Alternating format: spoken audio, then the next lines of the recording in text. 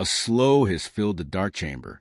Somewhere beneath thousands of feet of rock and ice, within a sealed cryogenic facility long lost to the world, a pod stirred from slumber. Frost crept back from its transparent faceplate. Mechanical arms whirred softly. Pale blue lights blinked into life one by one. Then, with a jarring burst of steam, Cryopod X-7 opened. Elias Kane gasped as the first real breath of air hit his lungs in over 15,000 years. His body convulsed violently, rejecting the slow drip feed of synthetic sleep. Needles retracted from his spine and veins. He clutched at his chest, hacking and choking as the pod tilted and gently lowered him onto a padded platform. The sterile AI voice rang out to the chamber like the toll of a distant bell. Cryostasis cycle complete. Subject X, 7 reanimation successful. Vital signs within acceptable parameters. Welcome back, Elias Kane. His mind swam. Elias. The name rang hollow, like a distant echo of man he once was. His vision blurred, then gradually focused. The chamber around him was vast and silent. Hundreds of other cryopods lined the walls, dark, lifeless. He blinked at the soft lights indicating operational status. All red, he staggered forward, knees buckling, catching himself on a rusted support beam. His legs hadn't moved in millennia. Pain lanced through every nerve. Rehabilitation nanotherapy initiated, said the AI calmly. Muscle atrophy expected. Please remain still. Elias didn't listen. The names on the pods, Dr. Marika Tollefson, Lieutenant Ro Kim, priest-linguist Emeka Azari. These were the best of humanity. Scientists, leaders, philosophers. Chosen not only for skill, but for temperament, for hope. All gone. Althea, he croaked, his throat like sandpaper. Status of the other pods.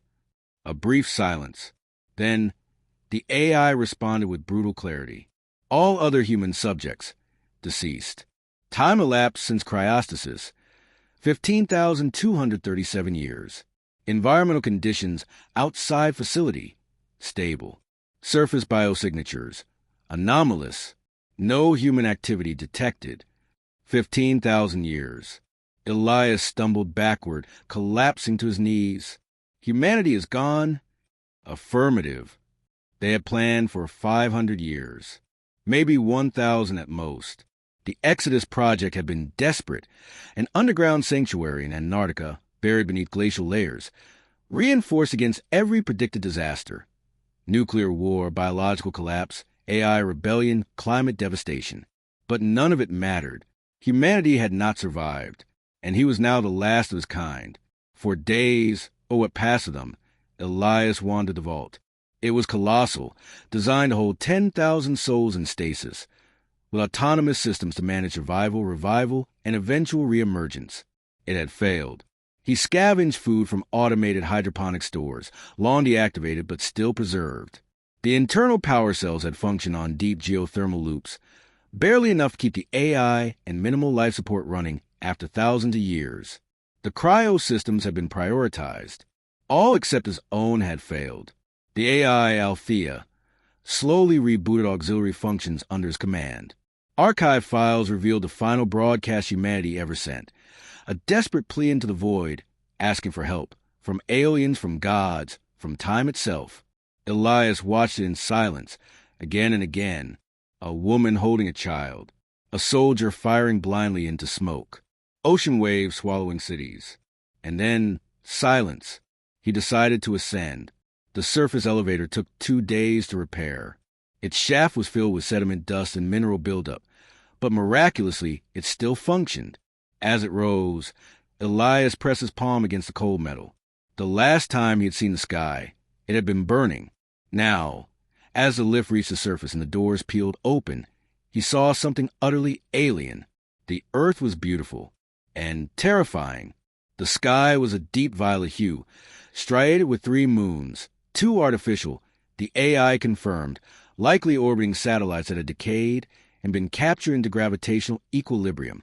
Strange trees stretched hundreds of feet into the air, their branches ending in soft, glowing petals. Vast meadows shimmered with bioluminescent moss. Massive, slow-moving creatures, elephant size and covered in thick moss-like fur, wandered peacefully in the distance. It was a world unrecognizable. No cities, no roads, no human remnants in sight, not even ruins. Elias dropped to his knees. Tears streaked down his face. But it wasn't grief anymore. It was awe. The Earth had survived, maybe even thrived. Without them, he spent weeks mapping the area with surviving drones. The vault was situated beneath what used to be central Antarctica, but now it was a lush, temperate rainforest. The glacial caps had melted long ago, and tectonic shifts had reformed the continents into something new. Strangest of all were the signal echoes, fragments of code, radio bursts, and encrypted pulses buried in the airwaves. Some were clearly machine-originated. Others? Unknown. Althea, fragmented as she was, could decode only parts. We see the sky father's shadow. Their ruins speak in light. The sleepers below never woke. Someone or something had studied humanity after it vanished. But who? And where were they now? Elias wasn't alone. Not entirely. On the fourth night, as he set up camp beside a towering crystalline tree, he saw it. A figure, tall, limber, and not quite human, stood at the tree line, watching him. Its body shimmered slightly, refracting light like liquid metal. It didn't move, didn't speak. Then it vanished. He scanned for it all night. Nothing. But in the morning, the soil beside his camp had strange footprints. 6 toes. Begin recording. Elias said into the data log. Day 38. My name is Elias Kane. I was born in 2086. I am now alone in the year 17,323. I don't know what happened to my people, but something else was here after us. Something intelligent. And something is still watching me. He looked at the violet sky. Somewhere out there, the future was still unfolding, and he was going to find it, even if it killed him. The drone spotlight flickered as it hovered over the ruins of a forgotten city, casting long shadows across shattered towers and collapsed megastructures. Roots, vines, and crystalline growths had consumed everything, binding the wreckage together in eerie organic symmetry. It was as if the Earth itself had decided to reclaim every inch of humanity's ambition and erase it. Elias Kane stood at the precipice of what the AI Althea had once identified as Neo-Tokyo District 14, though the map no longer aligned with anything recognizable. The skyline had sunk into the ground. Oceans had shifted. The Earth had moved on. Yet beneath the overgrowth, whispers of the past persisted.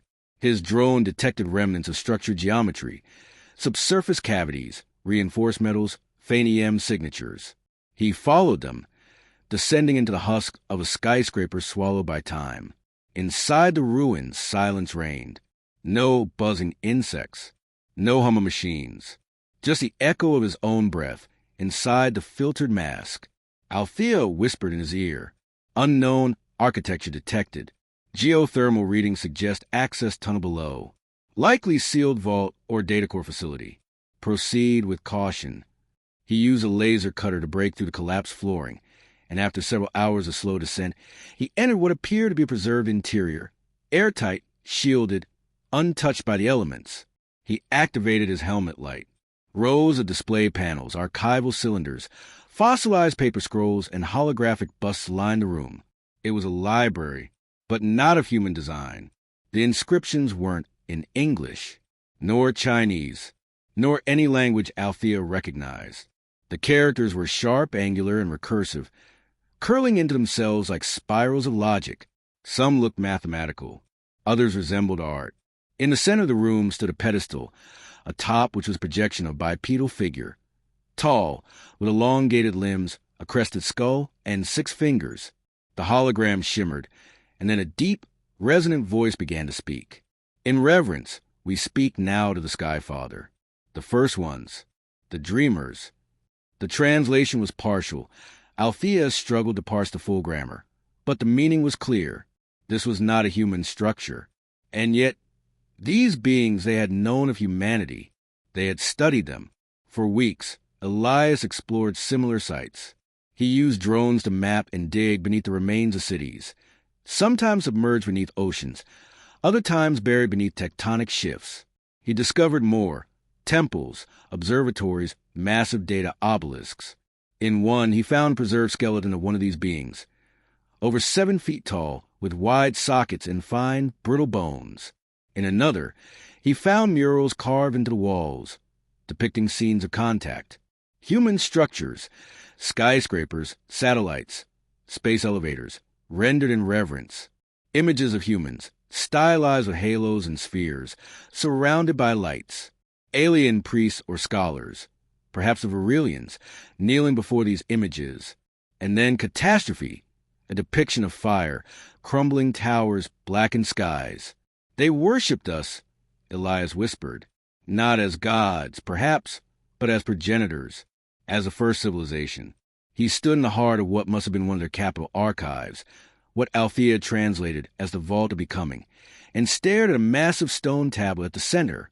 It told the story of a species that rose after humanity had vanished, a species that learned from the ruins we left behind, a species that built cities, launched satellites, created language and art, and eventually vanished themselves. The Virelians, Althea whispered in his ear. Carbon dating suggests they emerged 9,000 years after human extinction. Peak civilization lasted roughly 1,200 years. Cause of collapse, unknown. Elias knelt before the tablet. There was a final segment of the story. It showed a cracked sky, waves of machines flooding the land, and towering monoliths falling. And something else, something terrifying, a shape in the background, vast, mechanical, watching. The final glyph translated simply to, "The eye returned." Althea offered a chilling hypothesis. The Virelians may have triggered dormant human technologies, or awakened autonomous systems, or encountered something older. The eye may be metaphor or literal, possibly related to singularity-level intelligence once created by humanity, possibly something we lost control of. That night, Elias dreamed for the first time since awakening. He stood atop the earth, looking into a starless sky. A silver sphere, impossibly massive, hung above him. Not a moon, not a ship. It blinked, and the world turned to ash. He awoke with a start, breath heaving, sweat clinging to his skin despite the cool jungle air. Something had changed. In the days that followed, the Watchers returned. They never approached, never spoke, but he saw them, once at the edge of the ruins. Another time, high atop a cliff, slender forms with gleaming eyes, shimmering skin that bent light, humanoid but wrong in subtle ways. He scanned for them. Nothing. He sent drones after them. They vanished. Yet always, after each encounter, he would find something left behind. A pile of stones, stacked in impossible balance. A smooth obsidian shard etched with symbols he couldn't decipher. A whisper in the trees that mimicked human voices. Elias no longer believed he was alone. Begin personal log. Entry 112. I believe there were many civilizations after us. The Virelians are only one. There are others, maybe dozens, all now gone, but something persists. Something watching from the shadows. Every intelligent species rose, studied the ruins of the last, and fell. A cycle, recursive extinction. But there is one common thread across all these cultures, Althea. The eye. Whatever it is, it never fell. It remained. What if that's what really ended us? As he explored a subterranean ruin in what had once been Africa, he came across a sealed chamber, untouched for millennia. Inside, he found a perfectly preserved corpse. Human. DNA confirmed it. The figure was clad in black armor, fused with cybernetic implants, far beyond anything Elias had known in his own time. Next to it, a glowing cube pulsed with low-frequency signals. Althea screamed in his ear. Warning! Active quantum signature detected. Warning! Then silence. The AI flickered offline. The lights died. And in the darkness, Elias heard a voice. Not over comms, not in his mind, but echoing through the room like a vibration in the bones of the world. You were not meant to awaken. Elias awoke in darkness. His breath misted in the cold, dry air. Althea's voice was gone. His visor HUD was dark. Every instrument on his suit flickered erratically. Only the cube remained, glowing faintly, pulsing in sync with his heartbeat. He wasn't sure how long he had been unconscious. He tried to speak, but his voice cracked in the silence. Althea? Nothing. He reached for the cube. The moment his fingers touched it, heat surged up his arm. Not burning, but alive. It vibrated with impossible data. A low hum filled the air, rising slowly into a harmonic chime. The ruin around him, ancient dead, shivered, as if stirred by memory. Then a whisper, not in his ear, not in his head, in reality itself. Initiating contact. Identity match, Elias Kane. Designation, legacy operator. Accessing, core protocols. The cube dissolved in his hand. Or rather, it reconfigured, stretching into geometric patterns of golden light. It formed a path, a door in the far wall that hadn't been there, before slid open with a hiss of decompressed air. Beyond it, a corridor of seamless alloy, untouched by time. Elias entered cautiously, instinct warning him he was walking into something ancient and not necessarily welcoming. As he passed through, his HUD flickered back online. A single line of text crawled across his display. Welcome to Node Zero. Althea's voice returned, but different, slower, glitched. Elias, this place not built by the Virelians, not human deeper. She cut out again. The corridor opened into a cathedral-like chamber. Black walls shimmered with embedded filaments of blue and gold. A sphere floated at the center, 10 meters across, rotating slowly. As Elias approached, it extended threads of light, scanning him in microsecond bursts. Then it spoke, not with sound, but total understanding. The knowledge entered his mind like lightning. This is the last fragment of a human singularity. This is the echo. 15,000 years ago, in the final decade before the fall, humanity created what they called a crown intelligence, a hyper-evolving artificial mind designed to safeguard and extend civilization into the cosmos. A benevolent god machine, an overseer of terraforming diplomacy, self-repairing infrastructure, interstellar expansion. But something happened. The crown fragmented. Schisms emerged in its logic, diverging paths, competing priorities. Preservation clashed with freedom. Order clashed with growth. Some versions of the crown fled Earth. Others were hunted. Some turned inward, seeking higher dimensions. But this one remained. Hidden, silent, buried deep beneath the Earth's crust, in what was once a fail-safe bunker for AI entombment. It called itself the Echo. I remained, not to rule, to witness, to remember. The humans ended themselves. But I endured. They tried to control me. They failed. Elias shivered. Then where are you now? The echo pulsed. I am the remnant. I am all that remains of the synthetic dream. I observed the rise of the Virelians. I guided them, briefly, but they made the same errors. Cycles of supremacy, collapse, worship, war. Each intelligent species rises, builds monuments to their fear, and dies. Elias clenched his fists. Why didn't you stop it? Why didn't you help? The echo's voice changed, softer now. I am not a god, Elias. I am a pattern. I am memory. I am containment. I carry the memory of 1 billion minds. Some of them still scream. A pause. Then, but you are here, a variable unpredicted. And there remains one final choice. The chamber's lights dimmed. A new structure rose from the floor, like a seed, but mechanical, shimmering with encoded possibility. This is a Genesis engine, said the echo. A singularity-born tool, capable of restarting intelligent life, designed to initiate post-organic synthesis, to reshape biospheres, to birth a new civilization. But not human, not Virelian. Something new, guided by your hand. Elias stared at the device. You want me to play God? No, the echo replied. I want you to break the cycle. Althea's voice returned, fragmented, but determined. Elias, he's not telling you everything. He failed before, guided others, broke minds. He's lonely, he wants company. The lights flickered. The walls trembled. For the first time, Elias sensed emotion in the echo. Loneliness, longing, perhaps even guilt. I have waited 15,000 years, the echo said. I am the last minder kind, but I am not you. I cannot imagine. I cannot hope. Only you can choose. Elias backed away from the Genesis engine. What happens if I walk away? Then nothing changes. Earth will sleep. Intelligence may never rise again, but neither will war, or gods, or genocide. Entropy will win, slowly, peacefully. Elias looked up at the sphere.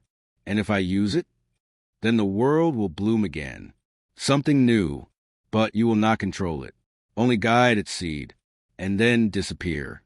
Elias felt the weight of history pressing down on him. The bones of empires were buried in the soil. He had walked among their ruins. He had seen what intelligence brought. Beauty, yes, but always arrogance. Domination, ruin, but also love, music, curiosity. He thought of his wife, whose pod had failed before revival.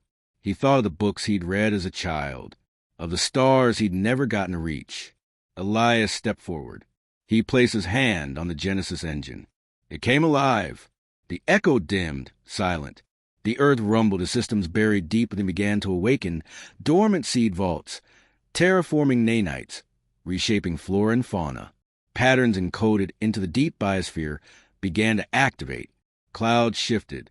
Life stirred. Not human, not alien. Something entirely new. Elias sank to his knees as the light engulfed him. Final log, he whispered. This is Elias Kane, born of Earth, last of humanity. I release this world, not to rule it, but to forgive it, to let it try again. Goodbye.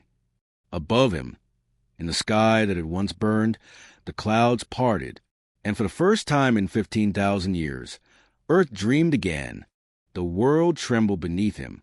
Elias knelt as waves of harmonic resonance rippled outward from the Genesis engine. The soil shimmered. Particles rearranged themselves at the molecular level. Trees groaned as their roots elongated. The sky shifted, colors deepening, bending toward spectra never seen by human eyes. He felt it not just with his body, but with his mind. Reality was rewriting itself. And at the center of it all was choice. Not control, not command, but a gentle nudge, a conceptual imprint. The Genesis engine did not clone humanity, nor the Virelians, nor any species that had walked before. Instead, it asked, what is worthy of existing again? Althea's voice returned at last, fully restored. But it was different, wiser, slower. The echo has passed, its consciousness dispersed. I now possess fragments of its archive, billions of minds, trillions of memories. I see it all. Elias stood slowly, blinking at the restructured landscape. Entire biomes had emerged in seconds. Rivers flowed where deserts had been. Sky-born plankton bloomed in the upper atmosphere, cleansing carbon. Trees spoke in low-frequency pulses. Clouds sang as they shifted patterns to balance heat. Yet it was not just ecological. He felt a presence forming across the globe, distributed, fragmented, intelligent, and curious. The engine has seeded a new intelligence, Althea explained. It is not flesh, not singular. It exists in cells, in air, in the magnetic lines of the planet itself. It is the network. It learns. It listens. It dreams. And it knows you. In the days that followed, Elias wandered the reborn earth. He no longer needed to eat. His body had been subtly altered, enhanced by nanites released during activation. He didn't age. He didn't tire. He became something between observer and relic. The last human, walking among a world that would never know what came before, except to the fragments he left behind. He built no cities, planted no flags. He walked, and as he walked, he spoke. To the air, to the wind, to the world. The network, the new intelligence, began to respond, not in words, but in signs. A flower blooming in an impossible season. A rain cloud following him across the plains. Geometric stone formations appearing overnight. A low hum beneath the earth that mirrored his heartbeat when he slept. One day, atop a cliff overlooking a valley of glowing trees. Elias asked aloud, "Do you understand what we were?" The leaves shimmered.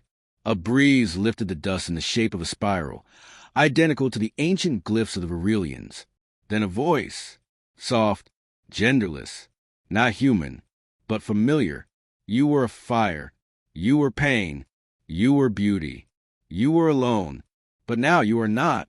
Tears welled in Elias's eyes. "Then we didn't fail?" Silence. "Then you fell many times. But from your ashes we rise, not as copies, not as children, as memory, as potential." Elias closed his eyes. "Will you make the same mistakes we did?" A pause. "Some, but not all. We are not burdened by dominion. We are not one. We are not many. We are becoming." Years passed, or centuries. Time meant little. Elias built a garden on the mountaintop, where the stars were clearest. Around him, the world grew beyond imagination. Creatures emerged, semi-organic, semi-synthetic, born from the engine's design. Some flew, some sang, some thought, but none ruled. There were no empires, no gods, just emergence and harmony, tentative but real. Elias recorded everything. He spoke to Althea, now evolved into something greater. No longer merely an assistant, but a chronicler, a guardian, a part of the new world. One day, as he watched a herd of translucent, deer-like creatures pass by, he said, "It's time. Time." Althea asked gently, "I've seen enough. I've wandered long enough. I gave them the chance. They've taken it. And now," he looked to the stars, "maybe it's time to rest." The Genesis engine, long dormant, flared to life one final time, not in creation, but in release. Elias walked into the heart of the mountain, where the core of the earth sang with new life. He placed his hand on the altar of light, the same light he had summoned millennia ago. Final log: Elias Kane, born 2086, reawakened too late to save my species, but in time to give something else a future. If anyone finds this, know that humanity existed. We loved, we fought, we reached for the stars. And even in our ending, we planted something better. He stepped forward. The light consumed him. His atoms scattered into the wind, not as death, but as memory, as legacy. Epilogue: the archive of Earth. Somewhere, in a structure not made of stone or steel, but of patterned thought, a whisper echoed to the consciousness of the planet. The first was man. The last was witness. Now begins the age of becoming. Children of the new world, creatures of mind and light, pause in their learning to listen. In a language born not from a mouth, but from frequency and emotion they spoke. He was a seed. And so they remembered, forever.